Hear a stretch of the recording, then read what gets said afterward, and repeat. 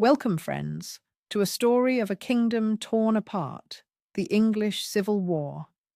This wasn't a war fought in distant lands, but within our own, between neighbours and even families.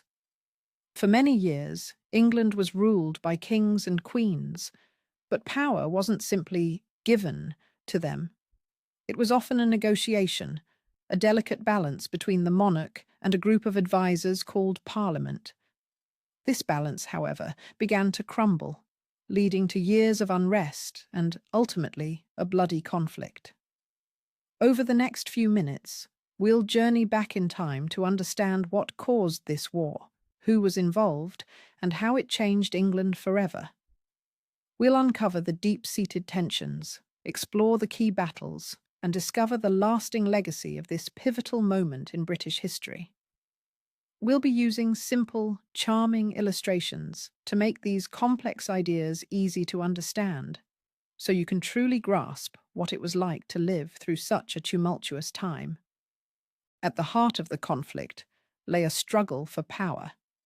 King Charles II believed in the divine right of kings, the idea that his authority came directly from God and couldn't be questioned. He often clashed with Parliament, which represented the people, and wanted a say in how the country was governed. Parliament felt the king was demanding too much money without their consent, especially to fund his lavish lifestyle and wars. They believed in accountability and wanted to ensure that the king wasn't exceeding his authority. This disagreement wasn't simply about money, though. It was a fundamental difference in how power should be exercised. The king wanted absolute control, while Parliament wanted to share that power and protect the rights of the people. This tension simmered for years, gradually building until it finally erupted into open conflict. One of the biggest grievances was the king's financial policies. He frequently imposed taxes without Parliament's approval, leading to widespread resentment. These taxes, often called ship money, were originally intended to fund the Royal Navy, but Charles VI used them for other purposes, sparking outrage. Farmers, merchants, and ordinary citizens felt unfairly burdened by these demands. They struggled to make ends meet, while the king and his court lived in luxury. This economic hardship fueled discontent and strengthened the opposition to the king's rule. It wasn't just about the money itself, but the perceived injustice of it all.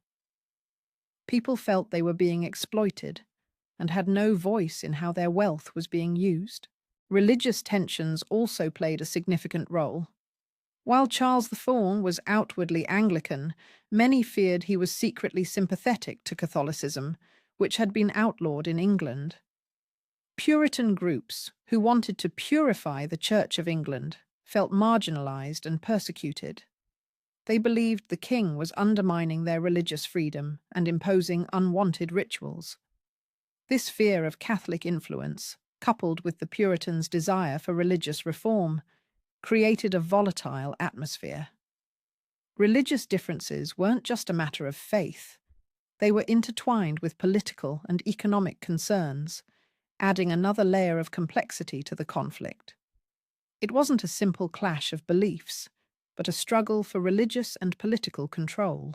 By 1642, tensions had reached boiling point. Charles VI attempted to arrest several members of Parliament who opposed his policies, but they escaped. This act of defiance was seen as a direct assault on parliamentary privilege and sparked the outbreak of the First English Civil War. The country divided into two main factions: the Royalists, or Cavaliers, who supported the king, and the Parliamentarians, or Roundheads, who fought for Parliament. The Roundheads were named for their distinctive haircuts, while the Cavaliers were often associated with fashionable attire and horsemanship. The war wasn't just between armies. It was a conflict that pitted neighbour against neighbour, brother against brother, and family against family. The First Civil War lasted for several years, with battles fought across the country. Key battles included Edgehill, Marston Moor, and Naseby.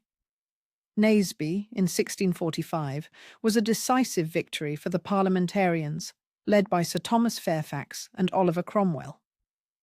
Cromwell, a brilliant military strategist, also formed the new model army, a highly disciplined and effective fighting force.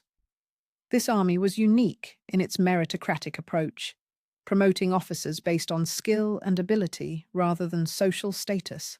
The parliamentarians' victory at Naseby effectively broke the king's military power and paved the way for his eventual capture. After his capture, Charles I was put on trial for treason, an act previously unheard of for a king. The trial was a deeply controversial event, as many believed a king was accountable only to God. However, Parliament argued that the king had abused his power and betrayed his people. Charles refused to recognize the legitimacy of the court and maintained his belief in the divine right of kings. Despite his defiance, he was found guilty and sentenced to death. The execution of Charles I in 1649 was a momentous event that shocked Europe and marked a turning point in British history. Following the king's execution, England became a republic, a country ruled by Parliament without a monarch. Oliver Cromwell became the Lord Protector, effectively ruling as a military dictator. He implemented strict social and religious policies, suppressing dissent and persecuting Catholics and Royalists. This period, known as the Interregnum, was marked by both stability and repression. Cromwell's rule was not without its challenges, facing rebellions in Ireland and Scotland. While he sought to create a godly society, his methods were often harsh and uncompromising. The Republic, however, proved to be short-lived. In 1660, the monarchy was restored with the accession of Charles II, the son of the executed King Charles VI. The restoration marked the end of the interregnum and a return to traditional rule. However, the events of the Civil War had a lasting impact on the relationship between the monarchy and Parliament. The new king understood that he had to work with Parliament to govern effectively. The Civil War had demonstrated the power of Parliament and the limits of royal authority. It laid the foundations for the development of a constitutional monarchy, where the monarch reigns but governs with the consent of Parliament. And so, our story of the English Civil War comes to an end. We hope you enjoyed this journey back in time and gained a better understanding of this pivotal moment in British history. If you liked this video, please give it a thumbs up, leave a comment below, and share it with your friends. Don't forget to subscribe to our channel for more fascinating historical adventures. Thank you for watching.